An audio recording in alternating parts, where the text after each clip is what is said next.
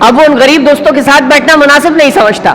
اب اس کو اپنے گھر والے, سگے بہن بھائی اور ماں باپ بھی غریب نظر آتے ہیں, اپنے اسٹیٹس سے نیچے نظر آتے ہیں, کیونکہ میرا اٹھنا بیٹھنا بہت اچھی جگہ ہو گیا ہے, کیونکہ میں کماتا بہت اچھا ہوں, میرا سرکل بہت اچھا ہے. صحابہ کی بھی آپ سیرت دیکھیں نا تو کچھ انداز بڑے مختلف ملتے ہیں. آج ہمارے انداز اس سے بالکل جدا گانا ہے. حضرت ابوبکر صدیق رضی اللہ تعالیٰ عنہ کی سیرت میں آپ پڑھیں نا, ایک بڑی والہانہ بات ملے گی آپ کو. حضرت ابوبکر صدیق خلیفہ بن گئے. آج کے دور میں ہم اس کو کیسے سمجھیں؟ آپ یوں سمجھے وزیر اعظم بن گئے. اب اس کا پروٹوکول کیا ہوتا ہے, اس کا رہن سہن, چلنا بیٹھنا اٹھنا ملنا کیسا ہوتا ہے, کھانا پینا کیسا ہوتا ہے, یہ ہم سب جانتے ہیں. حضرت ابوبکر صدیق خلیفہ بن گئے. خلیفہ بننے سے پہلے ایک عمل ایسا تھا جو تاریخ میں رقم کر دیا حضرت ابوبکر صدیق نے. حضرت ابوبکر صدیق خلیفہ بننے سے 3 سال پہلے محلے میں کچھ بچیاں رہتی تھیں, ان کی بکریوں کے دودھ دھو دیا کرتے تھے, ان کو دودھ نکال کے دیا کرتے تھے, ان کی دلجوئی کے لیے, ان کا دل رکھنے کے لیے. تو محلے کی بچیاں آ گئیں, وہ ننھی شہزادیاں آ گئیں, اور ان شہزادیوں نے آ کے کہا اے امیر المؤمنین. محلے کی بچیاں مخاطب ہیں, کہا اے امیر المؤمنین. کہو بیٹا کیا فرمائش ہے؟ کہا آپ تو امیر المؤمنین بن گئے, آپ پہ ذمہ داریاں بھی بہت ہیں. کا سوال کیا ہے؟ کا سوال یہ ہے کہ اب ہماری بکریوں کا دودھ کون دھوئے گا؟ جس شخص اور جس امیر المؤمنین کے ایک اشارے پہ ہزاروں فوجیوں کا دستہ تیار ہو جائے اور ہزاروں فوجی اپنی جان نچھاور کر دیں اور میدان جہاد میں چلے جائیں, اس امیر المؤمنین کے ایک اشارے پہ کوئی ایک فوجی کھڑے ہو کے کیا بکری کا دودھ نہیں دھو سکتا تھا؟ بالکل دھو سکتا تھا. تو امیر المؤمنین نے نہ تو کسی سپاہی کو حکم دیا, نہ کمانڈر کو دیا, نہ فوجی کو دیا. ان بچیوں کے سر پہ شفقت سے ہاتھ پھیرا اور کہا کہ اگر میں امیر المؤمنین بن گیا ہوں تو کیا ہوا, یہ ابوبکر آج بھی تمہاری بکریوں کے دودھ دھوئے گا. آپ امیجن کریں یہ انداز کیا ہے. امیر المؤمنین ہونے کے باوجود کسی کو آرڈر نہیں دے رہے, کہہ رہے میں خود تمہاری بکریوں کا دودھ دوں گا. سیرت کی کتابوں میں لکھا ہے حضرت امیر المؤمنین نے خود ان بکریوں کے دودھ دھوئے, ان بچیوں کی دلجوئی کی ہے. ہمیں کیا سیکھنے کو ملا؟ ہمیں سیکھنے کو یہ ملا کہ خدارا اگر تھوڑا سا عزت, تھوڑا سا منصب, تھوڑا سا کچھ آپ کو وقار مل جائے تو انسان کی گردن میں پھر سریا نہ آ جائے, پھر وہ اپنے آپ کو کچھ سمجھنے نہ لگے, پھر وہ کام جو وہ پہلے کر لیا کرتا تھا اب وہ اپنے اسٹیٹس کے خلاف سمجھتا ہے, اب وہ ان غریب دوستوں کے ساتھ بیٹھنا مناسب نہیں سمجھتا, اب اس کو اپنے گھر والے, سگے بہن بھائی اور ماں باپ بھی غریب نظر آتے ہیں, اپنے اسٹیٹس سے نیچے نظر آتے ہیں, کیونکہ میرا اٹھنا بیٹھنا بہت اچھی جگہ ہو گیا ہے, کیونکہ میں کماتا بہت اچھا ہوں, میرا سرکل بہت اچھا ہے.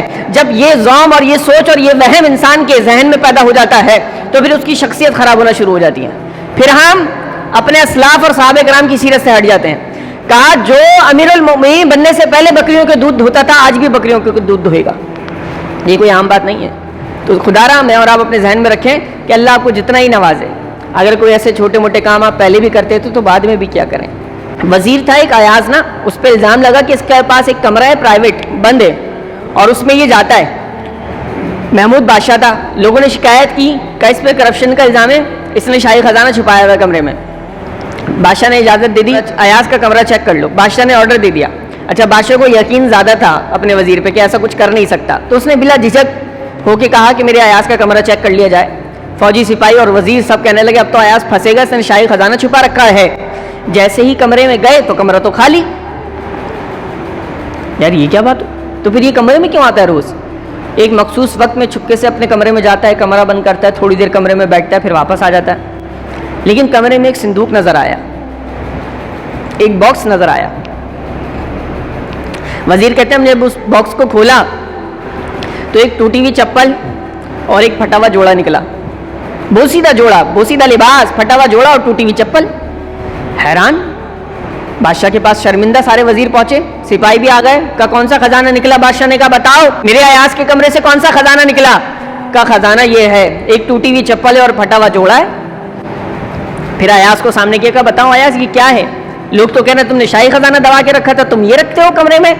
کہا بادشاہ سلامت, اللہ نے آج مجھے بڑی عزت دے دی ہے, بڑا وقار دے دیا ہے, میرا قد بہت اونچا ہے, میں آپ کا خاص وزیر ہوں, آپ بڑی محبت کرتے ہیں, لوگوں کی نظر میں ایک عزت ہے.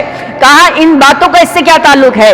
کا تعلق یہ ہے کہ یہ میرے پرانے وقت کا ایک جوڑا اور ایک چپل ہے, یہ پھٹا ہوا جوڑا اور یہ ٹوٹی ہوئی چپل ہے. کا پھر کا جب کبھی مجھے اپنے اونچا ہونے کا, اپنے بڑا ہونے کا خیال ہونے لگتا ہے تو پھر میں کمرے میں جا کے یہ دیکھ کر اپنی اوقات یاد کر لیتا ہوں, اپنا پرانا وقت یاد کر لیتا ہوں.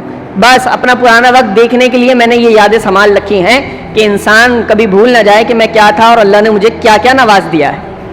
تو اپنی زندگی میں وہ ایلیمنٹس اور وہ کچھ ایسی چیزیں شامل رکھیں کہ جس کی وجہ سے آپ کو پرانی یادیں تازہ رہیں کہ اللہ نے ہمیں بہت عزتوں سے نوازا ہے. मुफ्ती साहब के ऑफिशियल YouTube चैनल शेख साद सलीम को सब्सक्राइब करें और बेल आइकन जरूर प्रेस करें ताकि आने वाली वीडियोस के नोटिफिकेशंस आपको मिलते रहें।